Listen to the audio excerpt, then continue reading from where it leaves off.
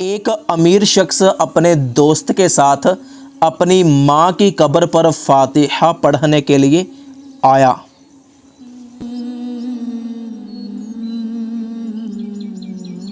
اس امیر شخص نے اپنی ماں کی قبر پر پھول ڈالے اور پھر دعا مانگنے لگا۔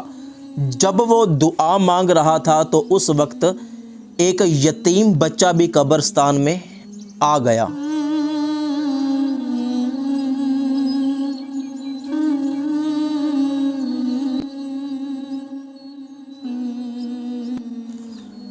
ہیلو علی بھائی، کدھر ہو یار؟ میں نے تجھے پہلے بھی کہا تھا کہ میری ماں کی قبر پکی کر دو، لیکن وہ تو نے ابھی تک پکی نہیں کی۔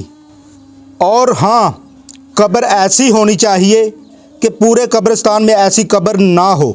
اور ہاں، بہترین قسم کا اور سب سے مہنگا پتھر لگوانا ہے میں نے اپنی ماں کی قبر پر۔ بس جلدی سے مزدور لے کر قبرستان میں پہنچ۔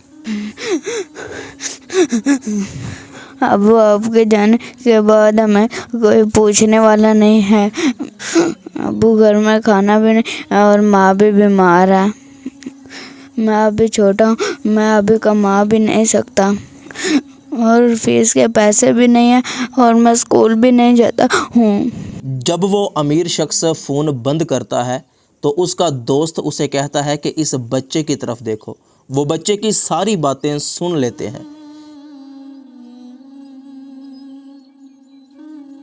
یار، آپ اپنی ماں کی قبر کو پکا کروا رہے ہو، اس پر اتنا خرچہ کروا رہے ہو، اس پر اتنا اعلیٰ اور مہنگا پتھر لگواؤ گے تو اس کا فائدہ آپ کی ماں کو تو نہیں ہونا؟ آپ کی ماں کو کوئی ثواب نہیں پہنچے گا۔ اگر آپ اس غریب اور یتیم بچے کی مدد کرو گے تو اس کا ثواب آپ کی ماں کی روح تک ضرور پہنچے گا۔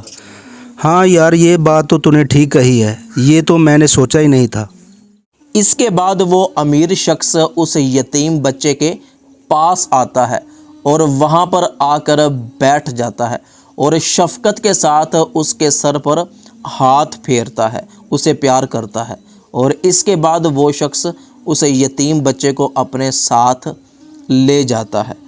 حدیث مبارکہ میں آتا ہے کہ جس بندے نے کسی یتیم کے سر پر شفقت کے ساتھ ہاتھ رکھا تو اس کے سر پر جتنے بال ہوں گے اللہ پاک اس کو اتنی نیکیاں عطا فرمائے گا۔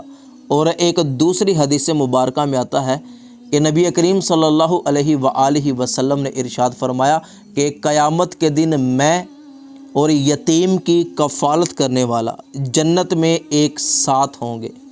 اللہ پاک سے دعا ہے کہ اللہ پاک ہر بچے پر اس کے والدین کا سایہ سلامت رکھے۔